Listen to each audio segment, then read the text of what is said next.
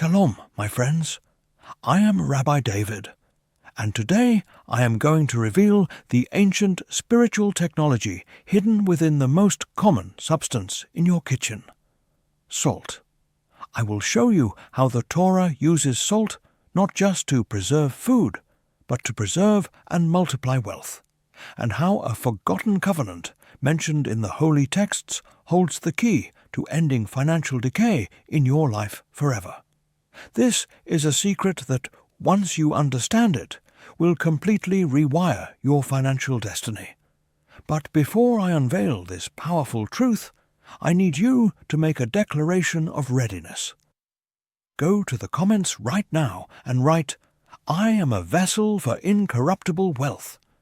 This is your first step in signaling to the universe that you are open to receive.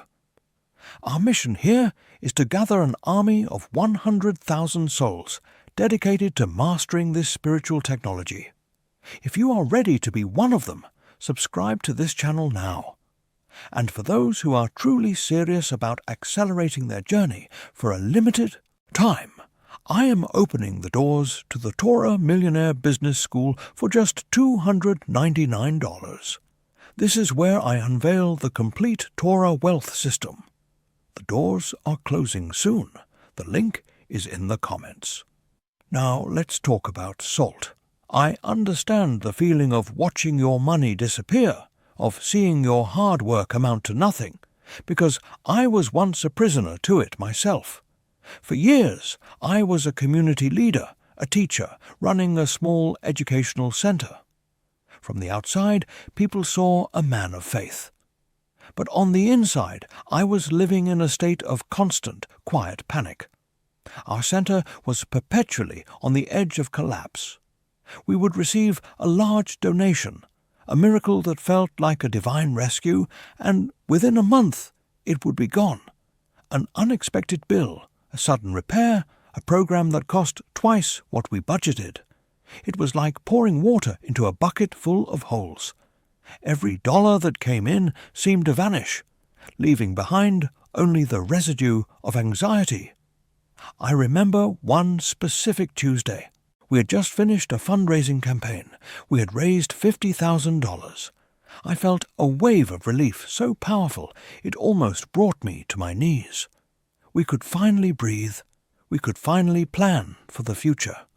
2 days later, a letter arrived. A zoning issue with our building that we were unaware of. The city was demanding we perform a series of upgrades that would cost, to the dollar, $48,500.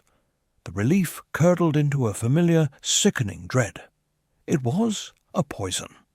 It seeped into my sermons, it created tension in my home, and it stole the joy from my service. I tried everything the world tells you to do. I created spreadsheets. I hired a budget consultant. I cut programs. I negotiated with vendors until I was blue in the face, feeling the shame of begging for a discount. But nothing worked. The financial leaks continued. The mountain of operational debt only grew, and my hope was turning to dust. My life's work felt tasteless, barren, and on the verge of spoiling completely. The enemy we are. All fighting is what I call the consciousness of decay. It is the insidious lie whispered into our souls from birth that nothing good can last. It is the spiritual law that says any abundance you receive will inevitably spoil, rust, or be taken from you. It's the reason you get a bonus at work, and the very next week your car breaks down for the exact same amount. It's the reason you finally save up $1,000, and a medical bill you never expected appears in the mail. The hidden mechanism of this enemy is that it operates through the fear of loss. It creates a vibration of anxiety around your finances, a frequency that says, "I can't hold on to this." And because the universe must always match your dominant frequency, it responds by creating circumstances that prove you right. It sends you the unexpected bill. It breaks the transmission. It creates the leak. The cost of surrendering to this enemy is a life of running in place, a life of 2 steps forward and 2 steps back. It is the slow, agonizing erosion of your dreams and the tragic reality of arriving at the end of your days having never built anything of permanence. Your greatest potential still locked inside you, spoiled by the relentless passage of time. But what if I told you that the code to defeating the consciousness of decay was embedded in the Torah thousands of years ago, in the symbol of simple crystalline salt? In the book of Leviticus, chapter 2, verse 13, God gives a strange command regarding the temple offerings. He says, "And every offering of your grain offering you shall season with salt. You shall not allow the salt of the covenant of your God to be lacking from your grain offering. With all your offerings you shall offer salt." Pay attention to those words. The Brit Melach, the covenant of salt. This isn't just a recipe instruction. A covenant is the most powerful, unbreakable agreement in the Torah. God makes covenants with Noah, with Abraham, with Moses. And here he makes a covenant with salt. Why? The Kabbalists teach that salt is the physical manifestation of divine severity, or gevura. It is the force that preserves, that sets boundaries, that stops decay. While sugar represents the expansion of loving kindness, or chesed, salt represents the discipline that gives that kindness form and permanence. Without salt, a body decays. Without salt, food spoils. Without the spiritual quality of salt, wealth, kindness, and blessings decay. They are a flash of sweetness that quickly turns rotten. The covenant of salt is God's promise that when you introduce this spiritual element into your life, your blessings become incorruptible. They become permanent. This story reveals a profound secret. You don't just ask for blessings. You must preserve them. You must bring them into a covenant so they cannot be taken from you. That night, in the depths of my financial despair over the failing community center, I was studying the laws of the temple. I came across that verse about the covenant of salt, and it was as if a lightning bolt struck my soul. I had been begging God for more donations, for more sweetness, for more chesed, but I had completely ignored the Brit Melach, the covenant of salt. I had no spiritual mechanism for preserving the blessings that were already coming. I was asking for more water while my bucket was full of holes. That night, I made a decision. I would no longer be a victim to the consciousness of decay. I performed the very ritual I'm about to teach you. I took a simple bowl of water and a container of kosher salt. I declared that the financial leaks in my life were sealed. I declared that my community center was now under the Brit Melach, the covenant of salt. At first, nothing happened externally, but internally a fire was lit. The gnawing anxiety was replaced by a strange, crystalline certainty. The next day, I made a call to the city zoning office, not with the energy of a beggar, but with the calm authority of a man whose foundation was secure. A week later, after a series of conversations, a city official discovered a clause in a forgotten municipal charter for religious institutions. Our building was exempt from the zoning requirement. The $48,500 bill was erased. But it didn't stop there. The donations that came in after that day seemed to stick. Our bank account began to grow steadily, month after month. Within 6 months, we were not only stable, but we had a surplus for the first time in our history. Within 2 years, we had expanded into a new building. I had not changed my fundraising strategy. I had changed my consciousness. I had introduced the spiritual technology of salt, and my circumstances were forced to follow. I had stopped the decay. Now, let me give you the practical application. I call it the Salt Covenant Protocol for Incorruptible Wealth. It is a 3-step process to seal the leaks in your finances and ensure that the abundance you receive is preserved and multiplied. Step 1. The activation of the waters. Water in Kabbalah represents consciousness. Our consciousness, when filled with anxiety and fear, becomes what the Torah calls mayim marim, bitter waters, a breeding ground for decay. We must first purify the water. You will take a clear glass or a ceramic bowl, not plastic. Plastic represents the temporary, the disposable. We are dealing with permanence. Fill it with water. As you fill it, visualize not water, but your own financial consciousness filling the vessel. See the anxieties, the fears of loss, the memories of past failures clouding the water. Now, take a small amount of pure salt. It must be kosher salt, sea salt, or Himalayan salt. Never iodized table salt.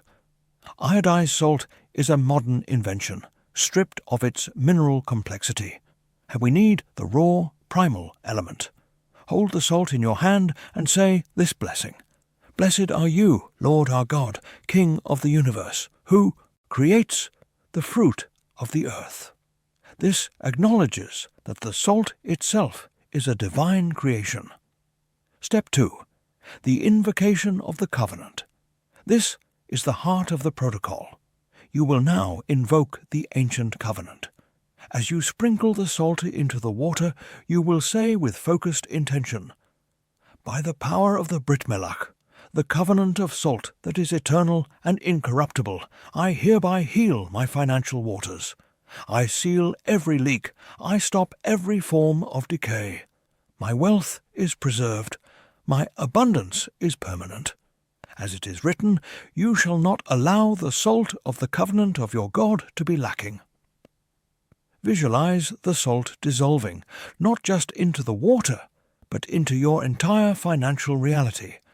See it crystallizing around your bank accounts, your investments, your income streams, forming an unbreakable, incorruptible seal. Step 3. The direction of the flow. The water is now activated. It is no longer bitter water, it is living water, infused with the power of preservation. You will now use this water to define the boundaries of your financial world. Take a small amount of the salt water on your fingertips and touch the 4 corners of your primary workspace or your home office, starting from the corner to your right as you enter and moving clockwise. If you work online, touch the 4 corners of your laptop or computer. As you touch each corner, you will say, sealed. This is not a superstition. This is a spiritual act of setting boundaries. You are declaring that the consciousness of decay has no entry point into your domain. You are defining the space where your wealth will be preserved. Now, let me tell you about a student of mine, Michael. Michael was a freelance graphic designer. He was brilliant, but he was trapped in a cycle of feast and famine. He would land a $20,000 project, and for 2 months he would feel rich. But then, inevitably, a dry spell would follow. The money would drain away on living expenses and taxes, and by the 3rd month he would be in a panic, desperately searching for the next client. He implemented the Salt Covenant Protocol. He did it every Sunday night to prepare for the week ahead. Within 60 days, something shifted. His old clients started coming back with recurring retainer work. New clients appeared not for one-off projects, but for long-term contracts. Within 6 months, his income had not only doubled, but it had stabilized. He was no longer riding a roller coaster. He was building an empire. He told me, "Rabbi, it's the strangest thing. The money feels heavy now. It feels like it has substance. It stays." That is the power of the covenant of salt. Now, I know the objection that is rising in your mind. But, Rabbi, this sounds like magic. It sounds like superstition. How can salt and water possibly affect my bank account?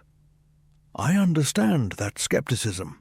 It is the voice of the modern world that has taught us to believe only in what we can see and touch.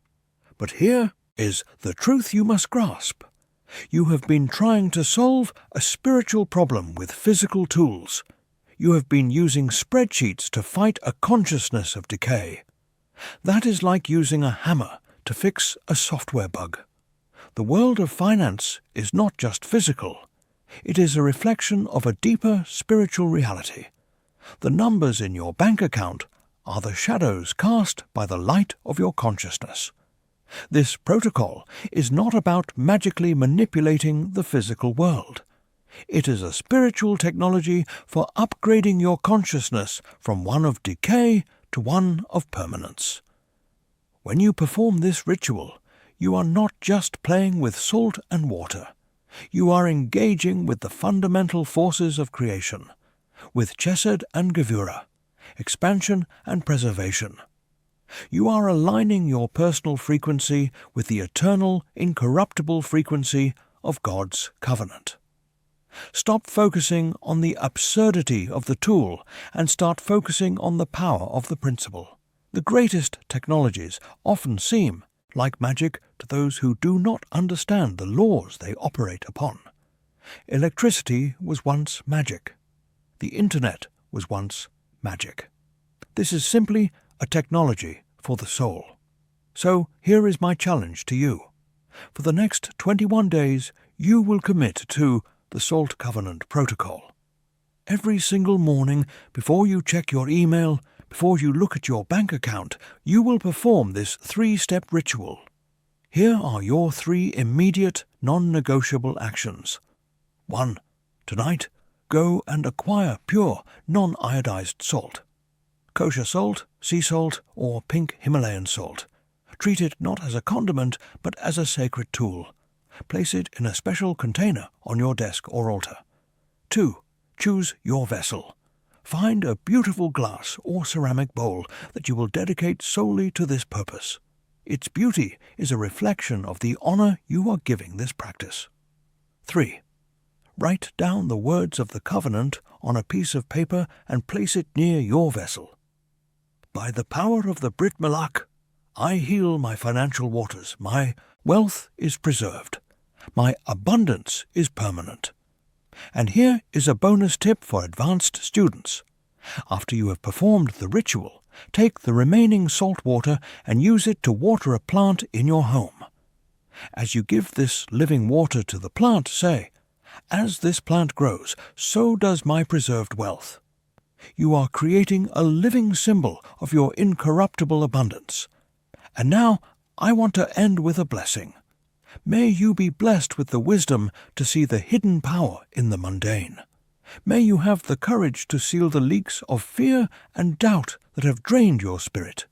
And may you enter into the Brit Melach, the eternal covenant of salt, so that every blessing you receive from this day forward remains with you, multiplies, and becomes a source of strength and goodness for the entire world. I am praying for you. Shalom.